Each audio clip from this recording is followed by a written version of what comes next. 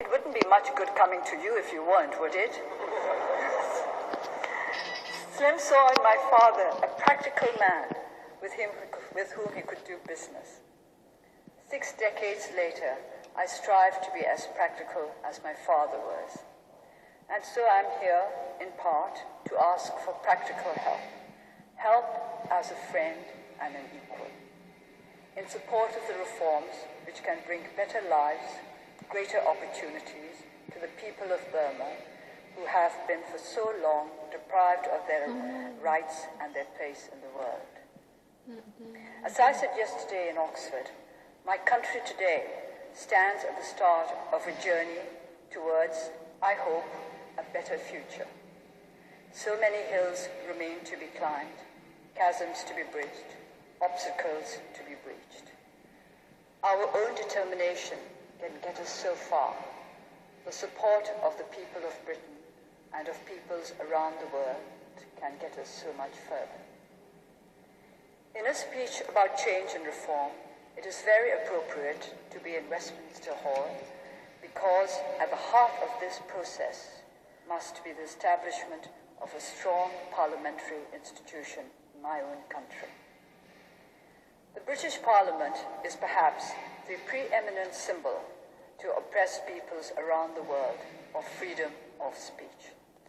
I would imagine that some people here, to some extent, take this freedom for granted. For us in Burma, what you take for granted, we have had to struggle for long and hard. So many people in Burma gave up so much, gave up everything in Burma's ongoing struggle for democracy. And we are only now just beginning to see the fruits of our struggle. Westminster has long set a shining example of realizing the people's desire to be part of their own legislative process. In Burma, our parliament is in its infancy, having been established only in March 2011. As with any new institution, especially an institution which goes against the cultural grain of 49 years of direct military rule, it will take time to find its feet and time to find its voice. Our new legislative processes, which undoubtedly are an improvement on what went before, are not as transparent as they might be. I would like to see us learn from established examples of parliamentary democracies elsewhere so that we might deepen our own democratic standards over time. Perhaps the most critical moment in establishing the credibility of the parliamentary process happens before Parliament even opens, namely, the people's participation in a free, fair, inclusive electoral process. Earlier this year, I myself participated in my first ever election as a candidate. To this day, however, I have not yet had the chance to vote freely in any election. In 1990, I was allowed to cast an advance vote while under house arrest, but I was prevented from contesting as a candidate for my party, the National League for Democracy. I was disqualified on the grounds that I had received help from foreign quarters. This amounted to BBC broadcasts that the authorities considered to be biased in my favor. What struck me most ahead of this year's by-elections was how quickly people in the constituencies around Burma grasped the importance of participating in the political process. They understood firsthand that the right to vote was not something given to all. They understood that they must take advantage when the opportunity arose, because they understood what it meant to have that opportunity taken away from them. During the years that I lived in the United Kingdom, I never had the right to vote myself, but I can remember, even during my university days, that I was always trying to encourage my friends to exercise their right to vote. It was never clear to me whether they followed those instructions, but it was clear to me even then that if we do not regard the rights we have, we run the risk of seeing those rights erode away. To those who feel themselves to be somehow above politics, I want to say that politics should be seen neither as something that exists above us, nor as something that happens beneath us, but something that is integral to our everyday existence. After my marriage, I constantly preached my gospel of political participation to my late husband, Michael. I still distinctly recall the occasion when a canvasser knocked on the door of our Oxford home during an election campaign. Michael opened the door, and when he saw the gentleman poised to deliver his campaigning pitch, he said, "It's no use trying to win me over. It's my wife who decides how I should vote. She's out now. Why don't you come back later?" The canvasser did come back later, mainly, I think, to see what a wife who decided how her husband should vote looked like. It has been less than 100 days since I, together with my fellow National League for Democracy candidates, was out on the campaign trail across Burma. Our by-elections were held on April the 1st, and I'm conscious that there was a certain skepticism that this would be another elaborate April Fool's joke. In fact, it turned out to be an April of new hope. The voting process was largely free and fair, and I would like to pay tribute to President U Thein Sein for this and for his commitment and sincerity in the reform process.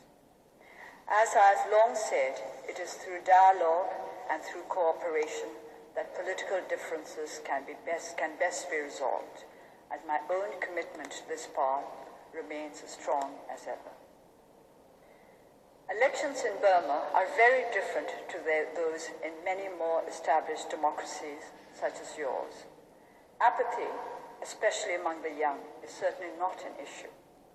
For me, the most encouraging and rewarding aspect of our own elections was the participation in such vast numbers and with such enthusiasm of our young people. Often, our biggest challenge was restraining the crowds of university students, school children, and flag-waving toddlers who greeted us on the campaign, blocking the roads throughout the length of towns.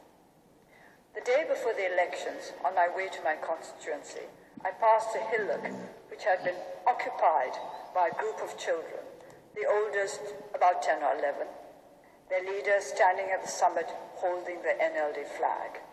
The passion of the electorate was a passion born of hunger for something long denied. Following Burma's independence in 1948, our parliamentary system was, of course, based on that of the United Kingdom. The era became known in Burmese as the parliamentary era, a name which, by the mere necessity of its application, speaks of the unfortunate changes which followed. Our parliamentary era, which lasted more or less until 1962, could not be said to have been perfect, but it is certainly the most progressive and promising period until now in the short history of independent Burma. It was at this time that Burma was considered the nation most likely to succeed in Southeast Asia. Things did not, however, go entirely to plan. They often don't in Burma and indeed in the rest of the world. Now, once again, we have an opportunity to re-establish true democracy in Burma. It is an opportunity for which we have waited many decades. If we do not use this opportunity, if we do not get things right this time around, it may be several decades more before a similar opportunity arises again. And so it is for this reason that I would ask Britain, as one of the oldest parliamentary democracies, to consider what it can do to help build the sound institutions needed to support our nascent parliamentary democracy.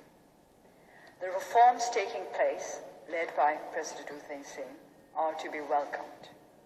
But this cannot be a personality-based process.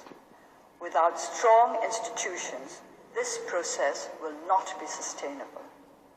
Our legislature has much to learn about the democratization process, and I hope that Britain and other democracies can help by sharing your own experiences with us. Thus far, I've only spent a matter of minutes inside the Burmese parliament when I took the oath as a new MP last month. I must say that I found the atmosphere rather formal.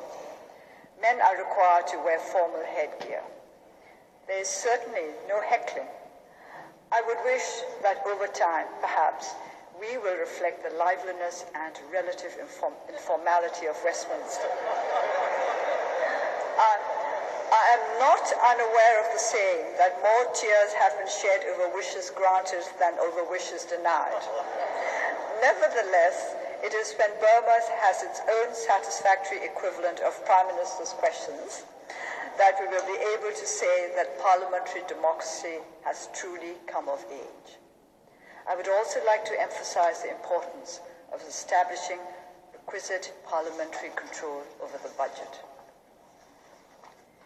In all this, what is most important is to empower the people, the essential ingredient of democracy. Britain is living proof that a constitution does not need to be written down in order to be effective. It is more important that a constitution should be accepted by the people, that the people should feel it belongs to them, that it is not an external document imposed on them. One of the clearly stated aims of my party, the National League for Democracy, is constitutional reform. Britain's original constitution was drawn up following the meeting between my father Aung and Clement Attlee here in London in 1947.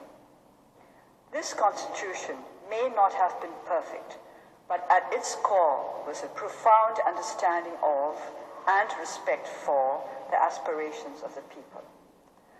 The current constitution, drawn up by the military government in 2008, must be amended to incorporate the basic rights and aspirations of Burma's ethnic nationalities. In over 60 years of independence, Burma has not yet known a time when we could say that there was peace throughout the land. At this very moment, hostilities continue between Kachin forces and the state armed forces in the north. In the west, communal strife has led to the loss of innocent lives and the displacements of tens of thousands of hapless citizens. Since this speech was drafted, I've also heard that hostilities have resumed in the east of the country between Shan troops and the troops of the government. We need to address the problems